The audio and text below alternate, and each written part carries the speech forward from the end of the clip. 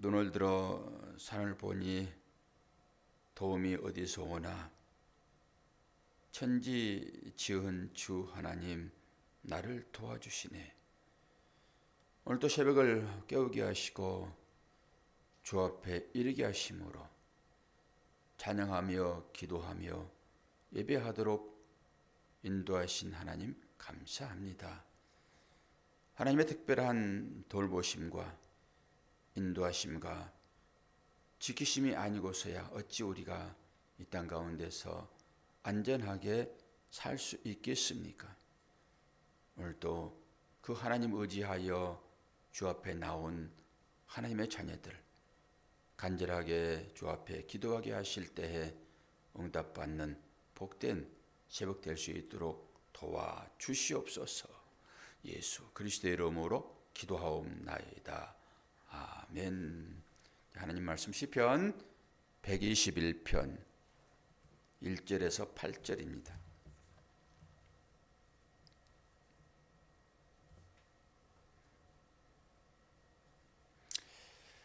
신실히 지켜주시는 하나님에 대한 시입니다. 성전에 올라가는 노래. 내가 산을 향하여 눈을 들리라. 나의 도움이 어디서 올까?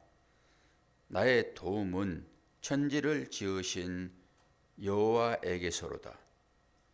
여호와께서 나를 실족하지 아니하게 하시며 너를 지키시는 이가 졸지 아니하시리로다.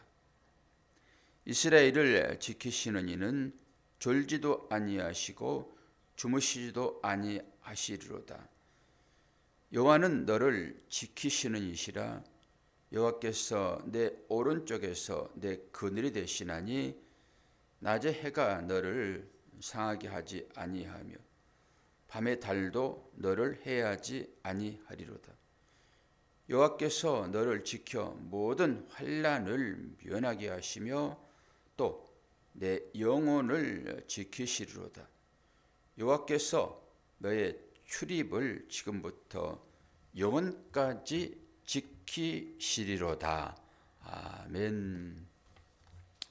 신실히 지켜주시는 하나님, 계속 지켜주신다 말씀을 하고 계시잖아요.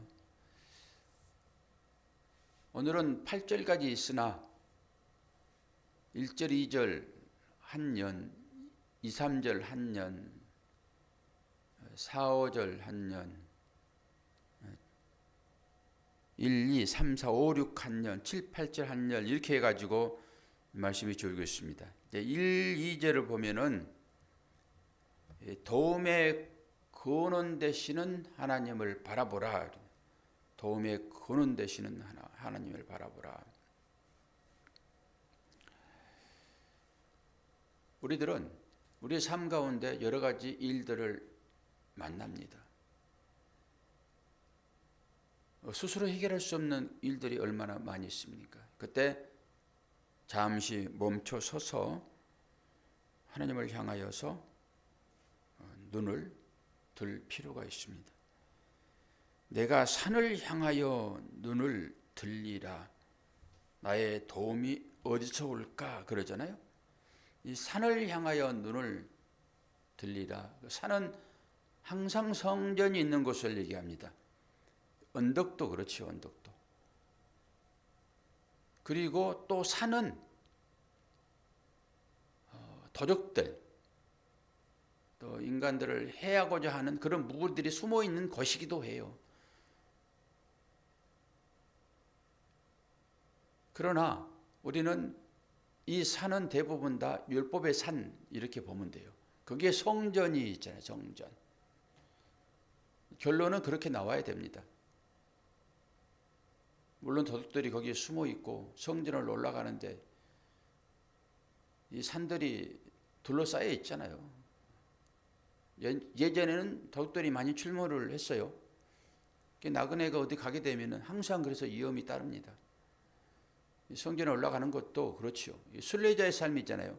성전에 올라가는 노래니까. 성전에 올라가다 보면은 그 산들이 있어서 위험할 수도 있다라고 하는 것이 여러 해석자들의 얘기이기는 하지만 우리는 그런 시각보다는 늘 하나님이 계시는 곳 이렇게 보시면 되죠.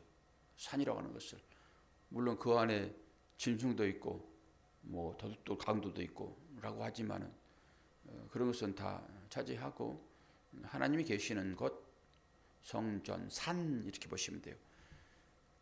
그런데 이 절을 보면은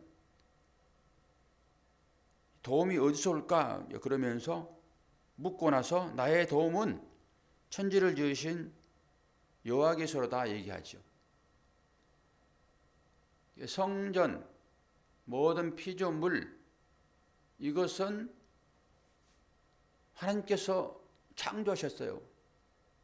근데 우리는 하나님께서 만드신 것을 가지고 그 가운데서 하나님을 보지 않고 그것을 섬겨버릴 수 있어요. 해와 달도 그런 의미가 있지요. 근데 우리는 하나님께서 어떤 일들을 우리에게 허락하실 때 그 일들을 통하여서 뭘 봐야 돼요? 하나님을 보셔야 한다고. 모든 근원이 하나님으로부터 출발되어지잖아요. 뭐 산에서 뭐 도움을 받을까 생각하지 말라는 거예요. 성전에 가서 뭐 도움을 받을까 생각하지 말라는 거예요. 솔로몬의 성전을 지어놨지만은 하나님은 사람들이 손으로 지은 곳에 계시지 않아요.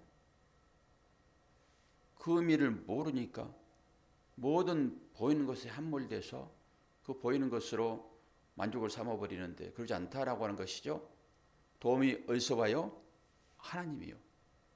모든 것을 지으신 하나님. 지금 그 얘기를 하고 있지요. 그래서 도움의 근원을 바라보라. 도움의 근원이 누구예요? 하나님. 여호와를 바라보라 라고 하는 것이 1, 2절 말씀이에요. 그리고 3, 4절 말씀은 어떤 뜻일까요?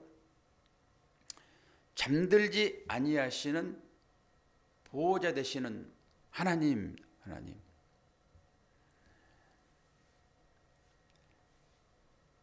우리는 이 땅에 살면서 우리의 삶의 형태를 성경은 뭐라고 얘기하죠?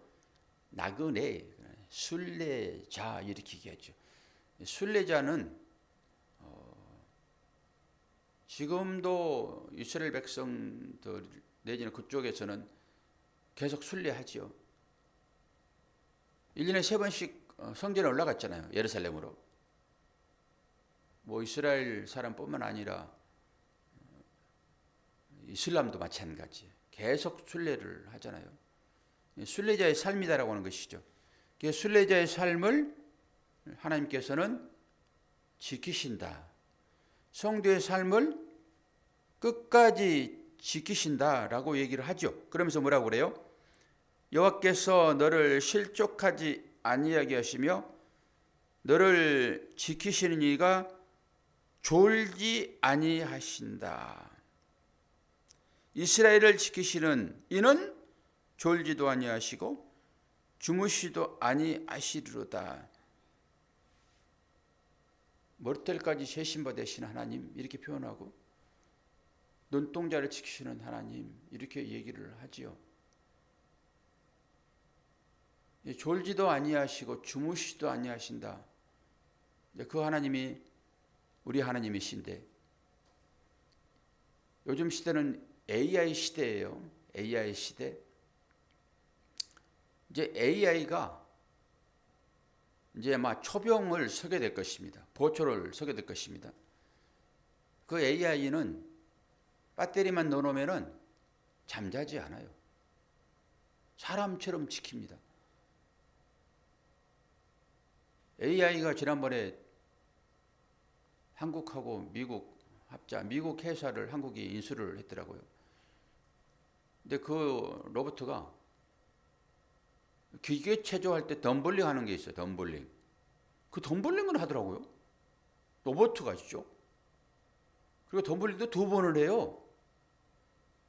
실패 과정까지 쭉 같이 보여주는데 그 로봇도요 연습을 해야 되나 봐요.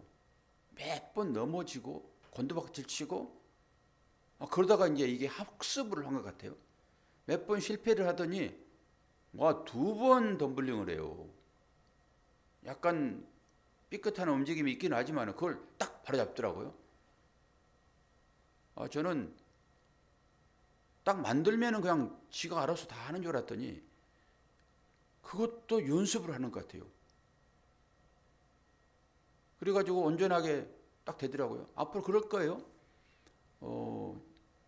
저희 동기 목사가 그 AI한테 설교를 하고 이 설교를 분석해라 라고 했더니 딱 분석을 했는데요. AI가 뭐 영혼 얘기하고 막 그래요. 근데 기계에는 영혼이 없어. 너가 잘못 알고 있는 거야. 영혼은 사람에게만 있어 라고 지적을 해가지고 딱 교육을 시켰더니 AI가 아이고 목사님 잘못했습니다. 그리고 다시는 AI 기계에 대하여 기계 AI가 영혼이 있다 이런 소리를 하지 않겠습니다라고 딱 바꾸더라고요. 그러면서 이야 참으로 신기하다. 이 AI가 학습을 하는구나. 그 AI는 기본적으로 있는 것을 종합해 가지고 옛날에는 알려줬어요. 그 수준이었어요. 근데 지금은 AI가 사고를 그 시대가 우리가 살고 있는 시대입니다, 지금. 그럼 보세요. 옛날에는 이 말씀을 보면서 여호와께서 너를 실족하지 아니하시게 하시며 너를 지키시는 이가 졸지 아니하시리로다. 이스라엘을 지키시는 이는 졸지도 아니하시고 주무시지도 아니하시리로다 했단 말이에요. 그러면은 이 땅 가운데 졸지 않고 잠자지 않는 생물체는 없어요. 잠잘 때는 완전히 무방비잖아요. 근데 안전을 어떻게 도모해요? 누군가 지켜줘야죠. 그때 하나님이 우리를 지키신다라고 해서 하나님을 믿었어요. 우리 안전만을 이제 생각을 하고. 근데 이제 피지컬 로봇가 지킨다니까요. 그거 졸지도 않고. 완전히 주인을 인식시켜가지고 이 주인을 끝까지 지켜. 요즘 똘똘한 개들도 그 주인을 지키잖아요. 어떤 어려움 가운데서 막 구해내기도 하고 불날 때 막 끄집어내기도 하고. 그런데 이 피지컬 로봇가 이제 그걸 할 거예요. 그리고 아직까지 완전한 시중을 두지를 못해요. 우리 인간처럼. 그러나 그렇게 할 거예요. 식당 가보게 되면은 딱 와가지고 주문하면은 도착하잖아요. 그게 음식물들이 로봇 돌아다니면서 이제는 걸어서 가져올 거예요. 그러니까 이름 부르면서 나왔습니다. 맛있게 드세요. 라고 얘기할 거란 말이에요. 그런 시대가 돌아올 거예요. 그러면은 오늘 이 말씀처럼 잠들지 않고 주무시는 우리의 보호자 하나님, 그 나만 지킨다라고 하는 그 개념으로 하나님을 찾았다. 그러면은 우리는 이제 로봇가 우리를 지키실 거예요. 그러면 그 로봇을 하나님처럼 섬기는 시대가 분명히 올 거란 말이에요. 이거 무조건 지킨다고 그것이 나의 하나님이냐? 아니다라고 하는 것입니다. 하나님을 우리는 인격적으로 만나야 돼요. 기계는 기계예요. 우리가 어떻게 하나님을 인식할 것인가 깊이 한번 생각을 해봐야 돼요.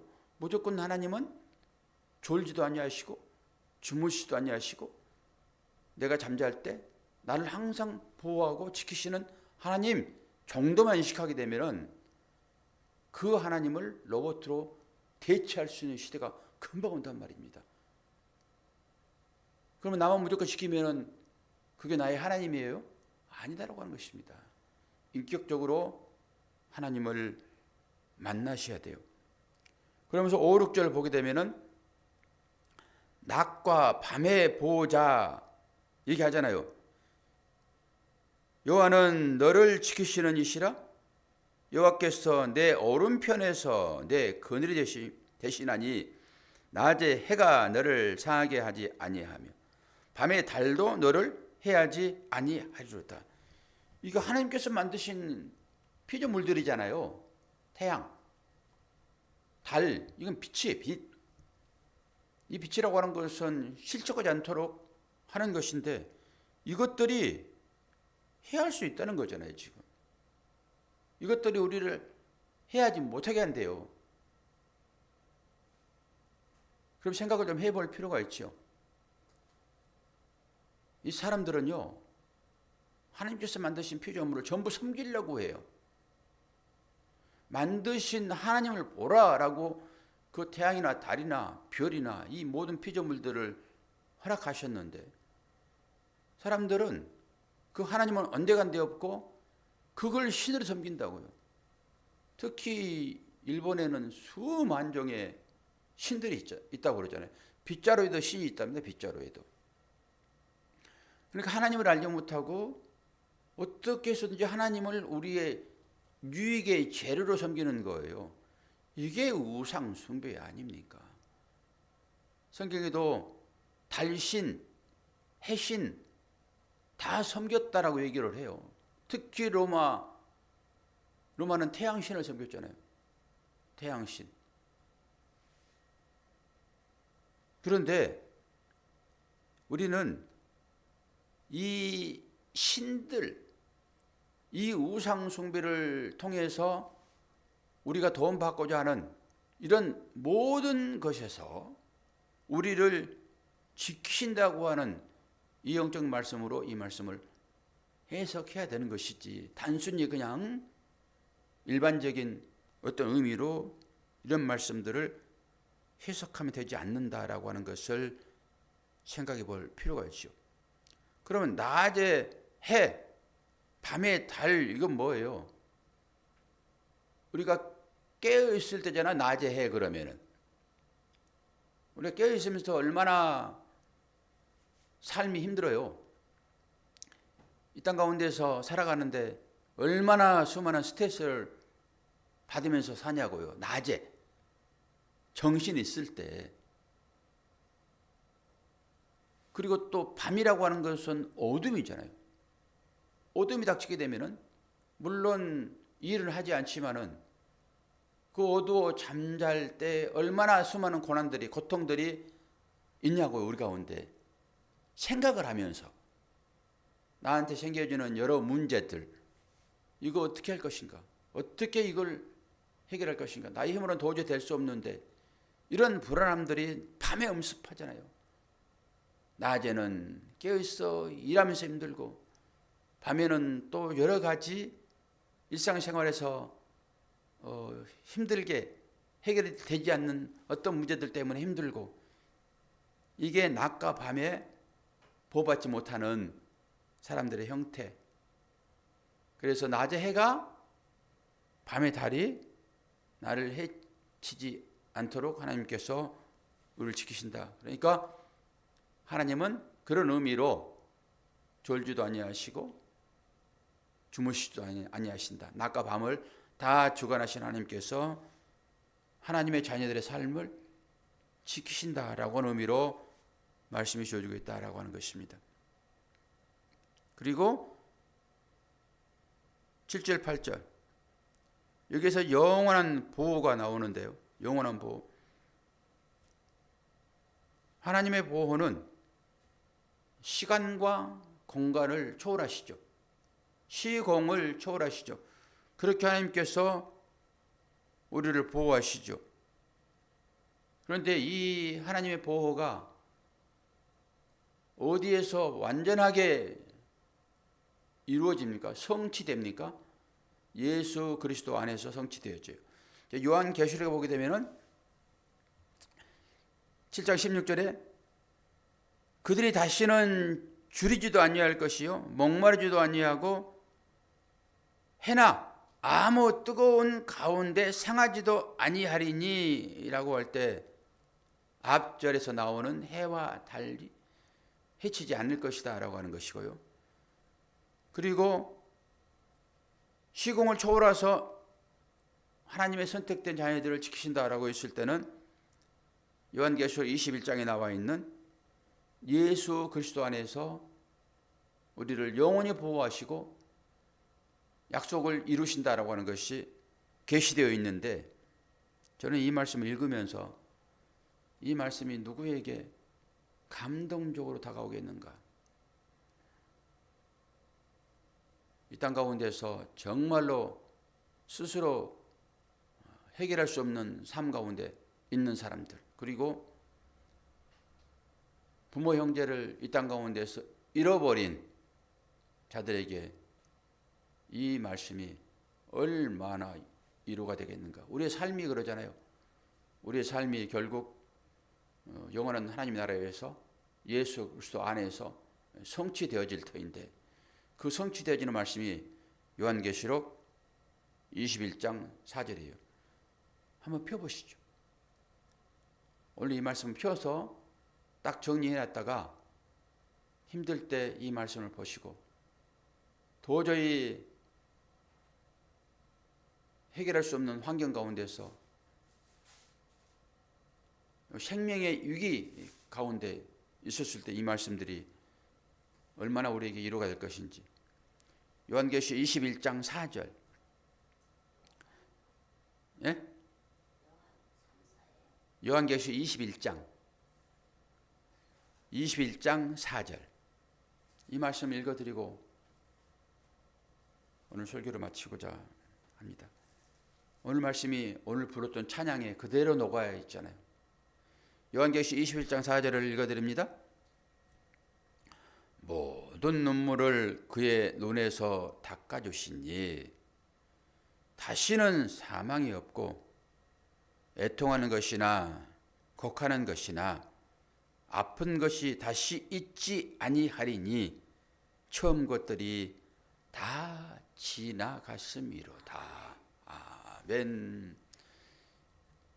오늘 시편 121편, 하나님께서 여러 힘들고 어렵게 살고 있는 하나님의 자녀들의 삶을 지키신다라고 하는 이 말씀이 결국은 예수 그리스도 안에서 온전히 성취된다 라고 하는 말씀으로 우리에게 위로가 되는 것입니다. 예수 그리스도 안에서 우리는 이렇게 온전한 하나님의 자녀로 다시는 눈물이 없고 다시는 곡하는 것이 없고 다시는 사망이 없고 애통한 것이 없는 그 나라에 우리가 영원히 살게 될 것이다 라고 하는 약속이 없다 하게 되면은 무슨 소망으로 이 땅 가운데 살 수 있겠어요? 세상에 어떤 말이 위로가 되겠냐고요. 요한계시록 21장 4절 이 말씀, 그래서 하나님의 말씀은 생명이 되는 것입니다. 소망이 되는 것입니다. 하나님께서 만드신 어떤 것에 우리의 마음을 뺏기지 말고 그 모든 것들을 만드신 그 하나님에게 우리의 삶의 시각에 초점을 맞추게 되면은 편안히 있을 것입니다. 여러 어려움들이 있게 되면 잠시 멈추고 그것을 하나님 앞에 가지고 나가 조용하게 묵상해 볼 때 하나님은 분명하게 그 일들을 통해 가지고 똑똑하게 말씀하실 것입니다. 그것을 우리는 묵상이라고 얘기를 해요. 여러분의 모든 삶의 문제들을 가지고 하나님 앞에 나가십시오. 나가서 진솔하게 내어 맡기십시오. 그것을 통해서 하나님은 우리에게 위로가 되시고 우리를 지키시고 보호하시는 그 그 하나님을 여러분 삶 가운데서 경험하게 될 것입니다. 그 하나님이 오늘 또 우리를 깨우셨고 그 하나님 앞에 기도하도록 인도하셨으니 여러분의 삶을 놓고 기도하십시오. 교회를 위하여 기도해 주시고 자녀를 위하여 기도하시고 내가 전도하여 생명을 살려내야 할 그 사람들을 생각하시면서 기도하십시오. 그러면 하나님께서 여러분의 삶을 그렇게 이끄실 것입니다. 기도하겠습니다. 아버지 하나님, 어떤 환경 가운데 있을지라도 하나님은 졸지도 아니하시고 주무시도 아니하시고 우리를 지키신다 약속하셨습니다. 비록 여러 힘든 일이 우리의 삶 가운데 있을지라도 그것을 통하여서 하나님의 마음을 알아가는 하나님의 자녀들 되기를 소망합니다. 교회를 위하여 기도할 때 올 한 해 일꾼을 세우기 위하여 기도하고 있는 이 과정들을 생각하고 온전한 하나님의 일꾼들이 세워져서 교회가 말씀으로 든든히 세워질 수 있도록 도와주시고 그 일꾼들이 교회를 세울 때 하나님께서 듬직하게 세워달라고, 그리고 이 과정 중에 어떤 사단의 방해도 있지 않도록 하나님께서 말씀으로 전부 무장시켜 달라고 기도하게 도와주시고 우리에게 주신 우리의 자녀들 믿음 안에 있도록 하나님 도와달라고 간절하게 기도하는 복된 새벽 될 수 있도록 은혜 허락하여 주옵소서. 감사드리며 예수 그리스도의 이름으로 기도하옵나이다. 아멘.